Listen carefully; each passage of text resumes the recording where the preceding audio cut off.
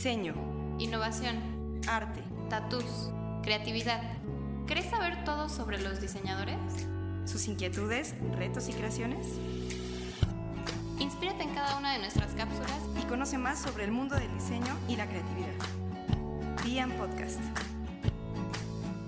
Hola, bienvenidos a un episodio más aquí en Pian Podcast. Hoy contamos con un invitado internacional y súper de lujo, Raúl Alén. Muchísimas gracias por este tiempo que nos has brindado para platicar un poquito acerca de lo que haces, de tu pasión y de toda la experiencia que has adquirido a través de este tiempo. Platico un poquito acerca de ti. Naciste en Valladolid. En su paso por Salamanca se licenció en Bellas Artes y después estudió ilustración y diseño en Boston. Has trabajado con marcas súper reconocidas como The New York Times, Marvel incluso y DC Comics, ¿no?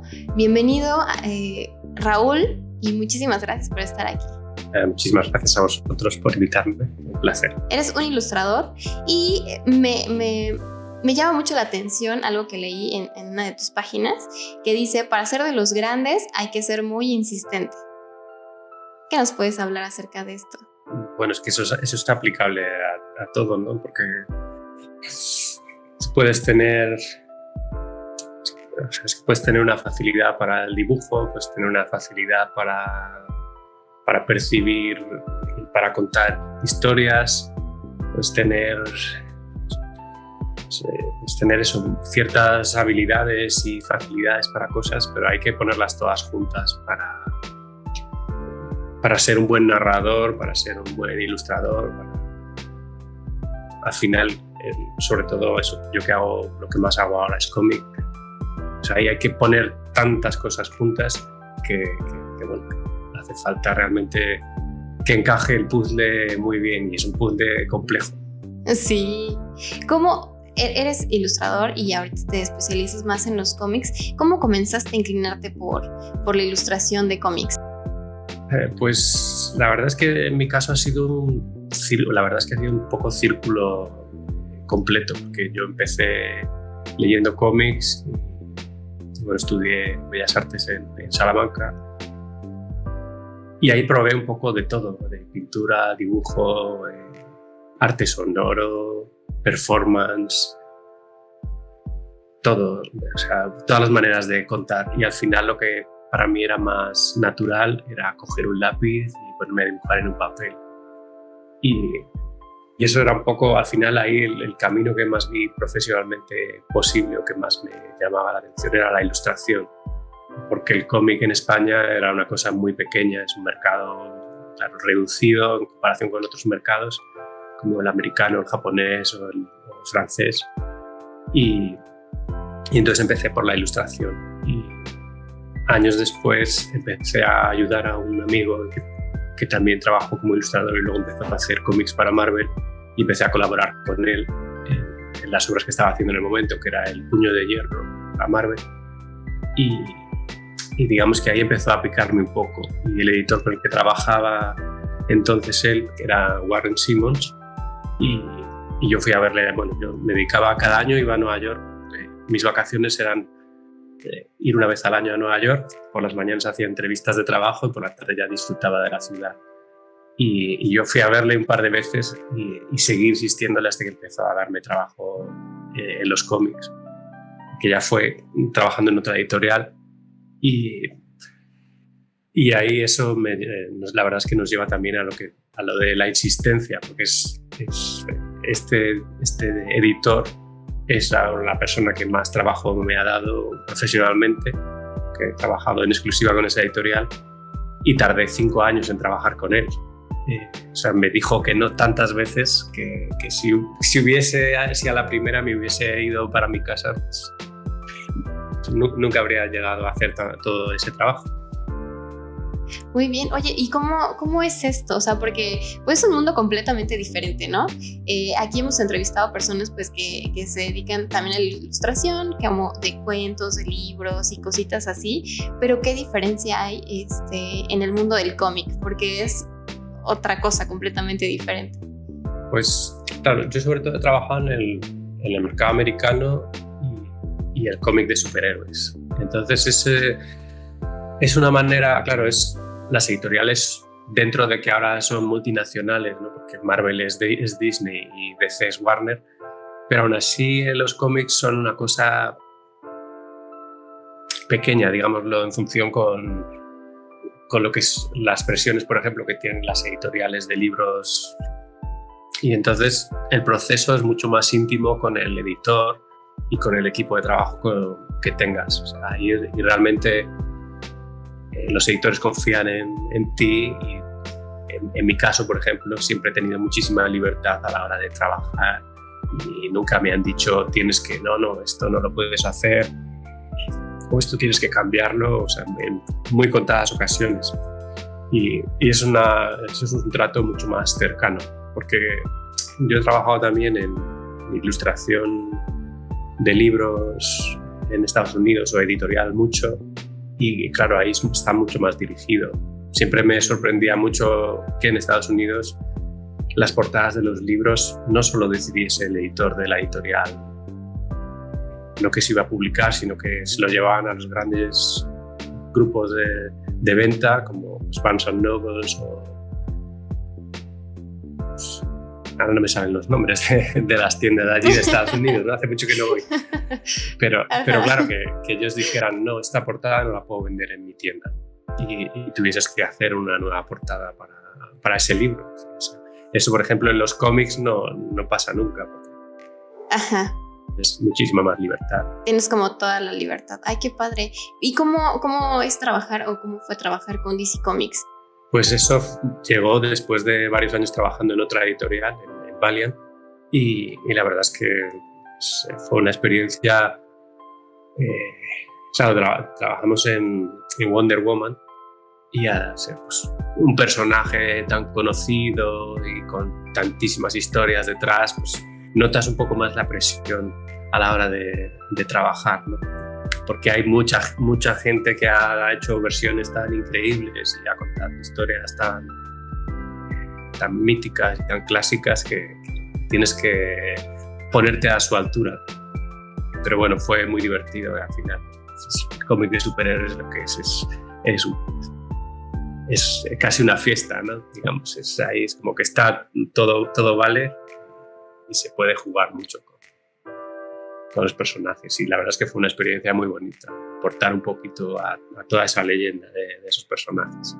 Y ahora mismo el hecho de estar trabajando en Dune, en la adaptación a novela gráfica, que es la primera adaptación a cómic que se ha hecho de la novela original, no de la película, pues la verdad es que también ahí es una responsabilidad enorme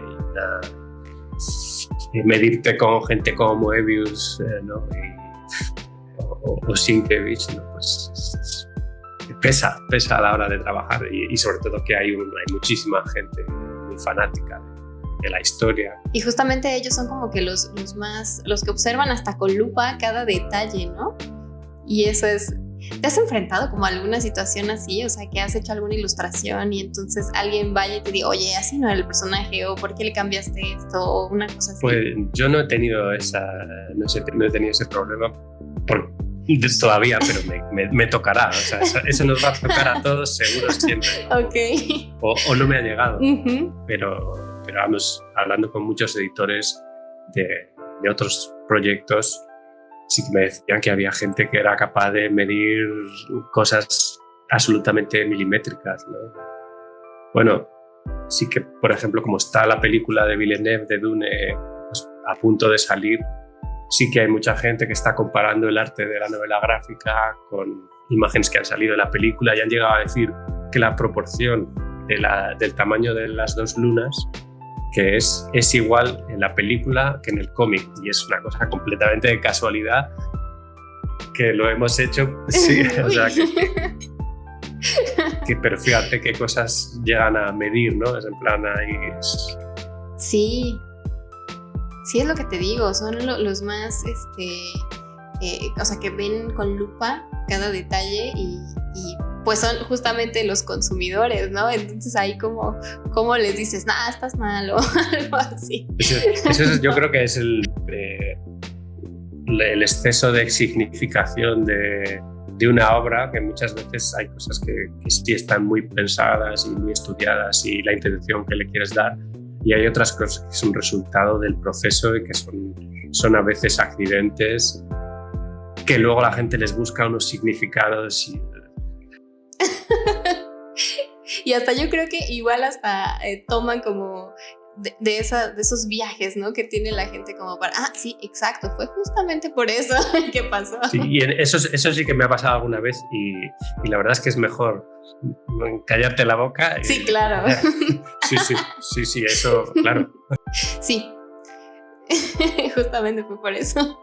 Oye, ¿crees que la brecha entre el cómic de Estados Unidos y de España o cualquier otro país es como muy grande? Es muy grande en el sentido del tamaño del público real que hay, la cantidad, bueno, pues, en España, dentro de que se publica muchísimo cómic y hay muchísimos autores que trabajan tanto para el mercado español como para el mercado americano o el mercado francés. Pero claro, la población, las tiradas que se hacen en Estados Unidos frente a las que se hacen en España no tienen nada que ver. Entonces esa es la diferencia principal y sobre todo que al final, igual que con el cine, se exporta a todo el resto de países, ¿no? Y las cosas que llegan, por ejemplo, de España a Estados Unidos, pues son mucho más contadas, un goteo, no como lo otro que es como dejar el grifo abierto y la avalancha de productos americanos que nos invaden a veces. Sí, porque por ejemplo aquí, pues en México, digo, sí es como se leen muchos cómics, pero creo yo que es como más de ver las películas y cosas así, ¿no? Realmente no es como que lean muchos cómics o algo así. Sin embargo, te digo, o sea, conozco gente que sí se sabe toda la historia, por ejemplo, no sé, de Wonder Woman y cosas así, que también es mi superhéroe favorita, la verdad. Entonces, pues es muy, muy padre cómo se meten como en toda la historia. Yo quería hacerte una pregunta, así como nada más para ver, ¿no? Si crearas un cómic de tu vida, ¿cómo sería? Pues sería completamente distinto, desde luego, de todas las cosas que he hecho hasta ahora. Y sería, claro, una historia en comparación con el contraste de las grandes historias de superhéroes o de ciencia ficción. Pues, claro, sería algo muy, muy, muy pequeño, muy, muy, muy íntimo, lleno de donde lo que contaría serían los detalles más que los grandes gestos. Pero bueno, tengo pendiente ahí algo personal, pero a la vez cuesta sacarlo. Porque,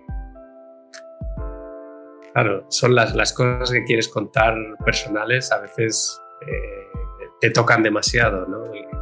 Y a veces cuesta afrontarlas. Y también, bueno, ahora como estoy metido en este proyecto tan largo, pues aunque le doy vueltas a esos proyectos personales, pero no les doy demasiadas vueltas. Qué padre. ¿Tienes como algún consejo que nos puedas dar a las personas que nos están escuchando para justamente como para no rendirse cuando se cierra una puerta o algo así? Porque leyendo un poco acerca de tu historia decían como, ¿te acuerdas de la persona que en tu salón de clases que siempre estaba rayando un cuaderno, haciendo dibujos, no sé qué? Bueno, pues ahora él es Raúl, ¿no? ¿Tienes algún consejo que puedas darnos? Pues en realidad tendría muchos, ¿no? Pero el primero es eso, es nunca tomarse como algo personal el que te digan que no. O sea, en ese sentido hay que hacer como la grasa que tienen las aves en el plumaje para que les resbale la lluvia, pues lo mismo, que los nos te tienen que resbalar.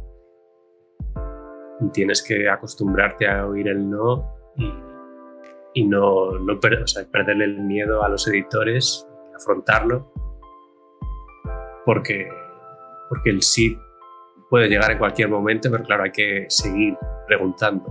Y otra cosa muy importante es la red de contactos que hay que ir construyendo, ya sea de editores como también de otros profesionales, ¿no? Gente que admiras de su trabajo, pues, ahora en estos tiempos es difícil, pero en cuanto se vuelvan a recuperar los eventos, las convenciones, las ferias del libro, ese tipo de cosas, es muy importante ir y conocer en persona, ¿no?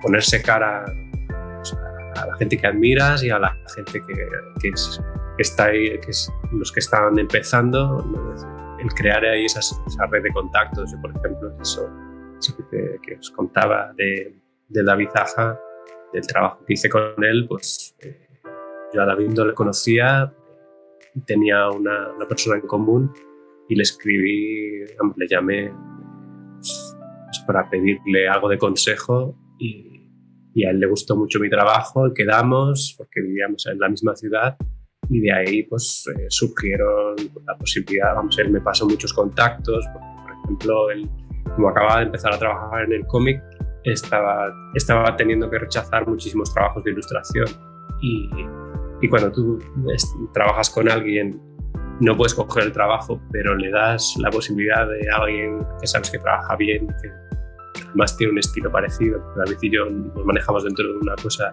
un poco similar, pues al final los editores te van a agradecer que les estés facilitando ese trabajo, ¿no? Entonces es todo lo que pueda ayudar a que tu trabajo se visibilice más y que la gente lo pueda tener presente, todo eso ayuda. Qué padre. Como dicen, ¿no? El no ya lo tienes, ahora ve por el sí. Eso es. Uh-huh. Eso es. ¿Y qué sientes? O sea, al ver ya tu trabajo plasmado en otros países, incluso en otros continentes. Es una sensación muy bonita, ¿no? Porque recuerdo que al principio, cuando me enviaban las revistas de Estados Unidos, me hacía ilusión, ¿no? Pero el viajar, cuando viajas allí y ves en las librerías pues, un taco de tus libros o incluso vas allí a firmar, pues es una sensación muy bonita también, porque claro, tienes el acceso al público principal con el que estás trabajando y tienes esa interacción real con la gente.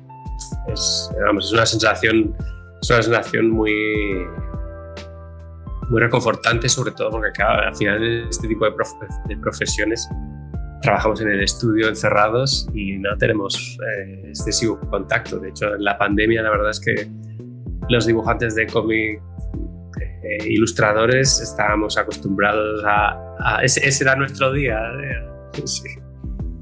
Entonces, sí, todo lo que sea salir y ver el trabajo allí y ver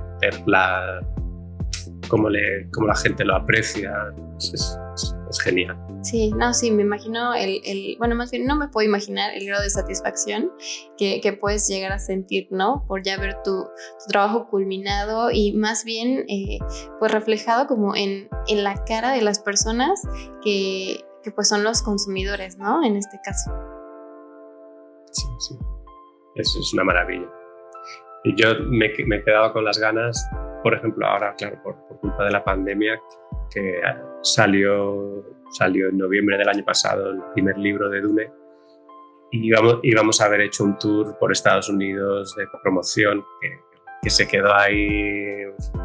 Queremos que por lo menos para el segundo se pueda hacer y recorrer ahí un poco, disfrutar de todo el trabajo que hay detrás, el darle esa otra cara divertida. Sí. Y bueno, estaba pensando que de cara a consejos también, me parece muy importante que esto muchas veces lo olvidamos, ¿no? Que es el hecho de que cada uno tiene que encontrar la manera de disfrutar el proceso, ¿no? Que vivimos en una era de resultados y resultados inmediatos, que eso frustra muchísimo. Entonces, cuanto más satisfacción puedas obtener de cada parte del viaje, más feliz vas a ser, estés en el punto en el que estés del camino. Que sí, y sobre todo también apreciar las cosas de otra gente, pero no medirte con ellos, ¿no? Porque hay gente que está muy arriba Y bueno, yo ahora ya voy teniendo una edad y veo chavales de 16 años, de 18 años que dibujan mucho mejor que yo y digo en plan de wow, es increíble, ¿no? Pero bueno, es así, siempre va a haber alguien mejor que tú. Entonces, no frustrarse con esas cosas, es siempre medirte contra ti mismo y disfrutar del proceso. Y aparte, bueno, yo siento que cuando ves a otras personas, es como cada quien tiene sus propios talentos, sus propios, en este caso, como de la ilustración, cada quien tiene su línea, ¿no? No es como lo mismo que tú dibujes algo a que otra persona de 16 o de 54 años, no sé, haga un dibujo, ¿no? Siempre cada quien va a tener su estilo, cada quien va a tener su forma y eso es como lo que te hace ser quien eres, ¿no? Entonces, pues muchísimas gracias de verdad por este tiempo. Realmente hemos aprendido muchísimo, no solo como del mundo del cómic y todo esto, diferentes tipos de líneas y todo. Entonces, pues creo que comparte con otras personas, pues no es lo correcto como mencionabas, ¿no? Más bien es como fijarte en lo que tú haces porque pues eso te hace ser quien eres. Entonces realmente te agradecemos muchísimo que hayas estado aquí con nosotros porque no aprendimos solamente del mundo del cómic, sino pues de las cosas que nos ayudan a nosotros como personas para poder alcanzar nuestros objetivos. Muchísimas gracias, Raúl. La verdad es que estuvo muy, muy rica esta plática.